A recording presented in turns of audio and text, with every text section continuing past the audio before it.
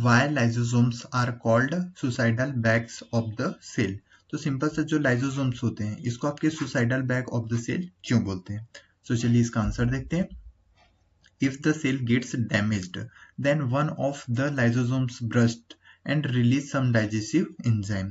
तो सिंपल से क्या होता है, अगर किसी रीजन से सेल डैमेज हो जाता है तो उसमें से क्या होता है, एक आपका लाइजोसोम्स ब्रस्ट होता है और इससे आपका कुछ डाइजेस्टिव एंजाइम रिलीज करता है। इससे होता क्या है, the released enzymes then digest their own cell and ultimately the cell die।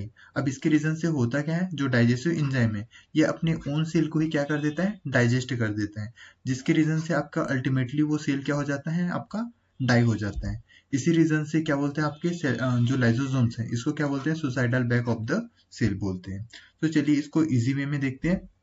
For example ये क्या हमारा सेल है, सेल में ये क्या है आपका लाइजोसोम्स है। अब लाइजोसोम्स का मेन फंक्शंस क्या होता है, कोई भी अनवांटेड सब्सटेंसेस होता है एंड हार्मफुल सब्सटेंसेस उसको क्या करता है, सेल से ये रिमूव करने का मेन वर्क होता है।